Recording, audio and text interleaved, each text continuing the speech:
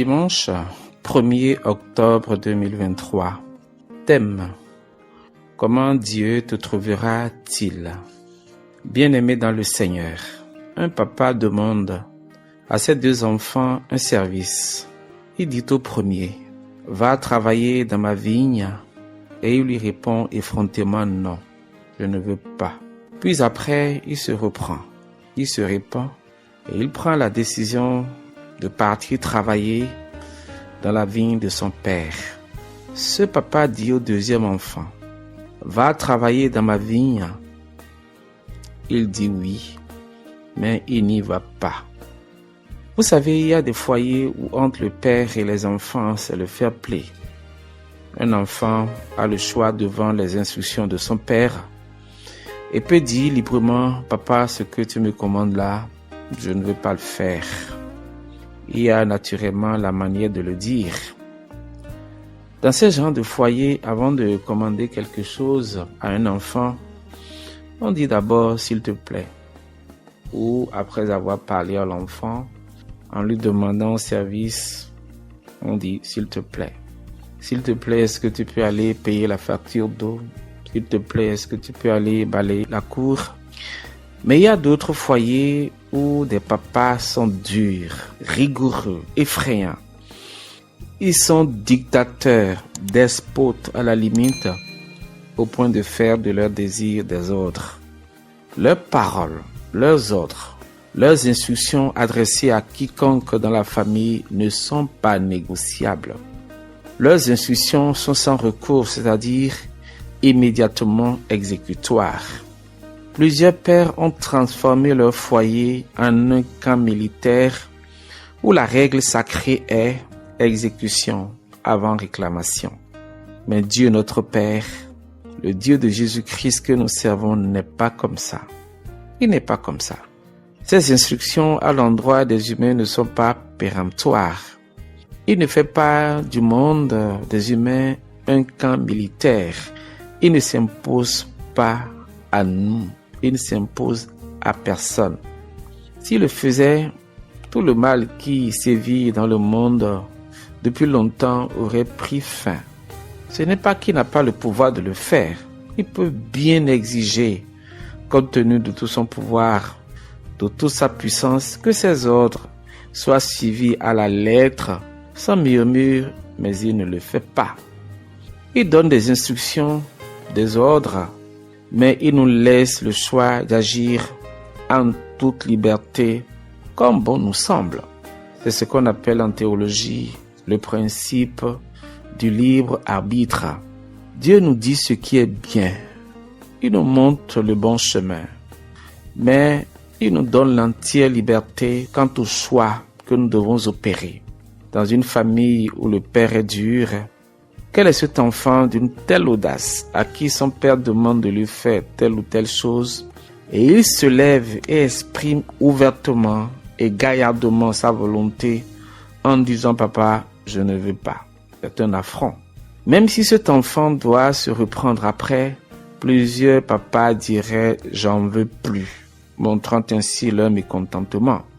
Le père peut dire à son enfant: tu as osé me dire non. Même si après tu repars faire l'action, ça me dit plus rien, car tu t'es montré comme étant un frondeur. Tu m'as manqué de respect. Je pensais t'avoir bien éduqué, mais tu me révèles que tu es très mal poli. Mais Dieu dit: moi, en tant que père, au lieu de faire des remontrances à un tel enfant, je l'accueille favorablement et je loue son action en lui disant: mon cher fils, tu avais dit non, mais tu es revenu sur ta décision et tu m'as obéi. Je t'accepte. Ce que tu as fait avant, je ne considère pas ça. Je n'en tiens pas compte. C'est l'action d'après qui est essentielle pour moi. Je t'apprécie, mon fils. Voilà le visage de notre Dieu. C'est en cela que Dieu notre Père est différent des hommes que nous sommes, parce qu'il y a des papas à qui l'enfant a refusé un service et quand bien même cet enfant revient pour dire: papa, je vais le faire, papa dit non. Et depuis 2 ans, 3 ans, les relations entre l'enfant et son père sont tendues. L'enfant supplie son père et lui demande pardon de laisser tomber, mais ce papa ne veut rien entendre. Or, pour Dieu, quel que soit ce que nous avons été, quel que soit ce que nous avions fait, si nous revenons à lui en toute sincérité pour faire sa volonté, notre faute d'hier est non avenue. Revenons à l'autre enfant, cet hypocrite, ce menteur, ce dribbleur qui, à l'appel de son père l'invitant à travailler dans sa vie, s'est montré gentil, courtois, loyal, obéissant, alors qu'en réalité, il n'était qu'un hypocrite qui trompait la vigilance de son père.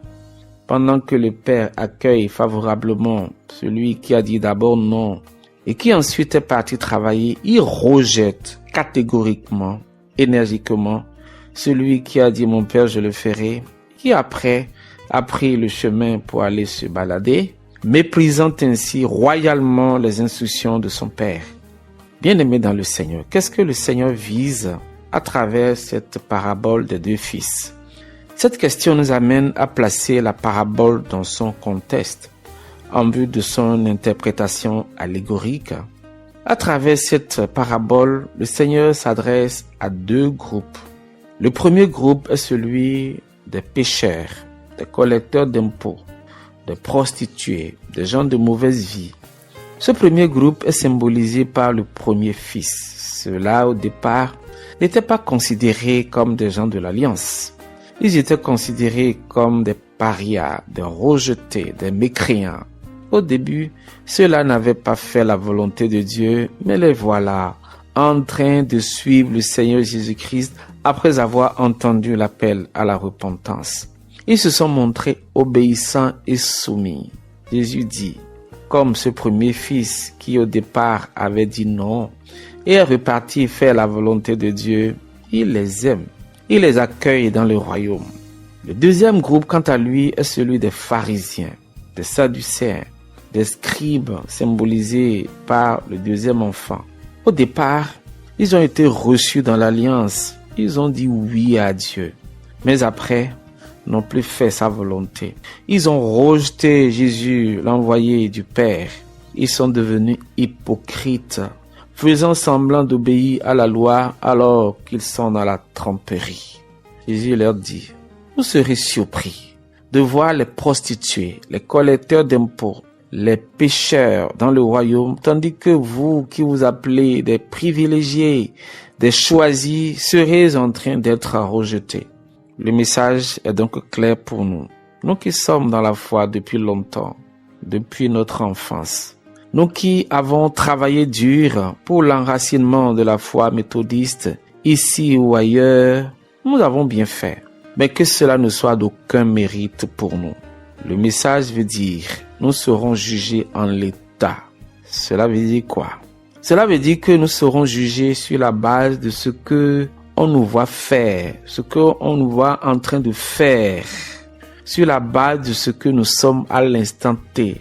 Non pas conformément à ce que nous avions été, ce que nous avions fait hier, mais à ce que nous sommes maintenant, ce que nous faisons maintenant, d'où le thème « Comment Dieu te trouvera-t-il » Si depuis sa naissance, quelqu'un a toujours travaillé pour Dieu, il a été toujours ferme dans sa foi, et après, il change de chemin, il tourne dos à Dieu et il ne fait plus sa volonté. Il est simplement compté au nombre des méchants, des mauvais. C'est ce dernier aspect de sa vie qui lui sera compté. Quel que soit ce que quelqu'un fait de bien, d'élogieux dans le passé, ces dernières mauvaises œuvres viendront écraser complètement tout ce bien qu'il avait fait hier.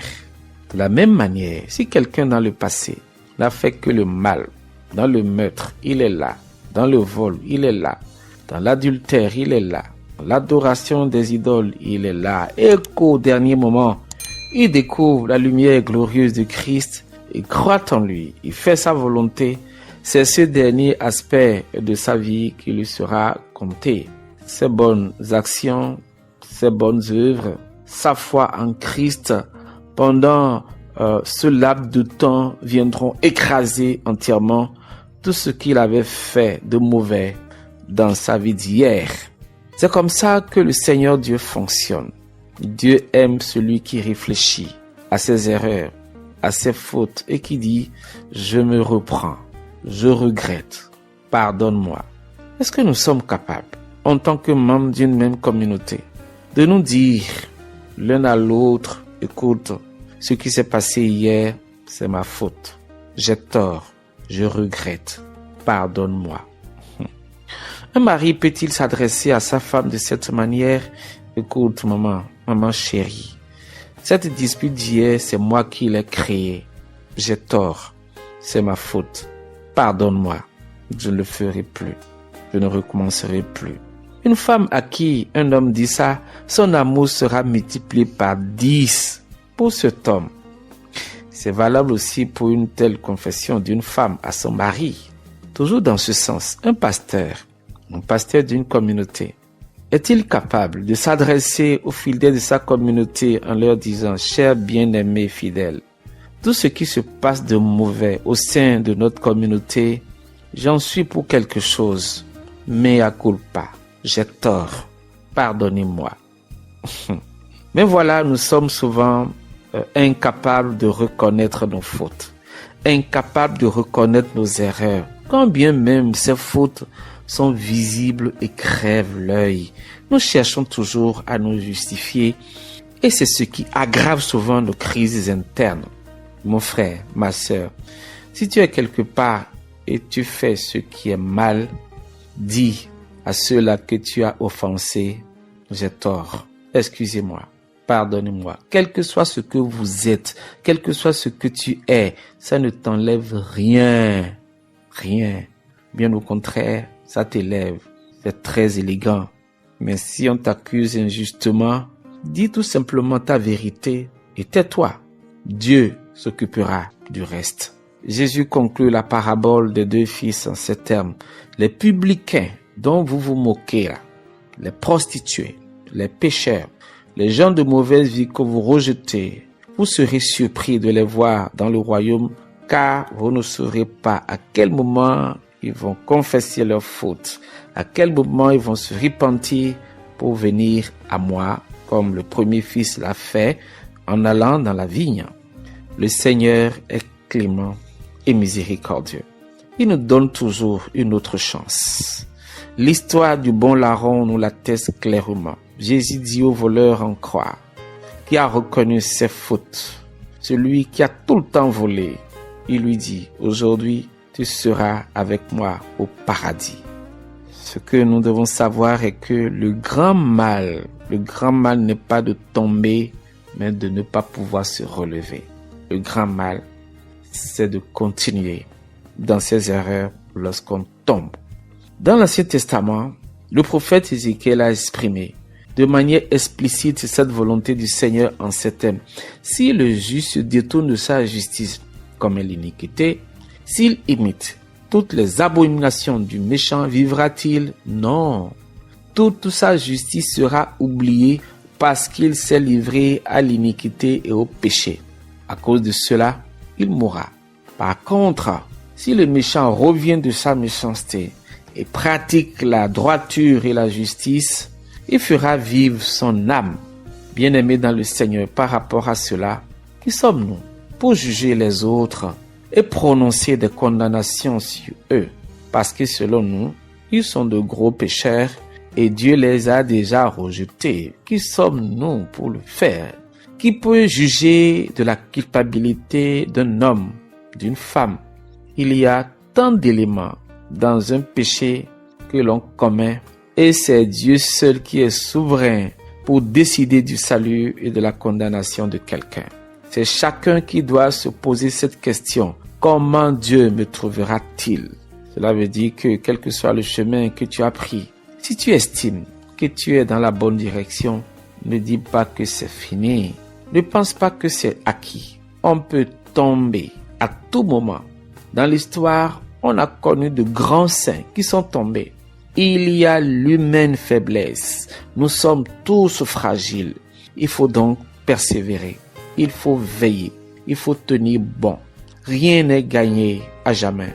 Que celui qui est debout prenne garde de tomber. Mais pour celui qui pense être malin et qui se dit, s'il faut un peu de justice, vers la fin de ma vie et je serai sauvé, quel que soit ce que j'ai été avant, ce que j'avais fait de mal avant, je peux prendre tout mon temps et mener ma vie comme bon me semble et revenir sur le droit chemin quand je serai proche de ma fin. Celui qui réfléchit ainsi sait que sa fin est pour quand. La Bible l'appelle insensé. Jésus dit, veillez, priez, car personne ne connaît ni l'heure ni le jour. C'est pourquoi je voudrais résumer cette prédication dans un seul mot. Et ce seul mot, c'est aujourd'hui. Aujourd'hui. L'anglais dit today. En Gou, on dit egbe. En Mina aussi, on dit egbe. En Yoruba, on dit oni. Et en Wémen, les frères et sœurs de Wémen disent Tejo. Chaque jour, nous devons renouveler notre engagement. Chaque jour, nous devons renouveler notre foi, notre fidélité, car nous serons jugés en l'état. Je prie que Dieu nous trouve bons et prêts pour son royaume. Amen.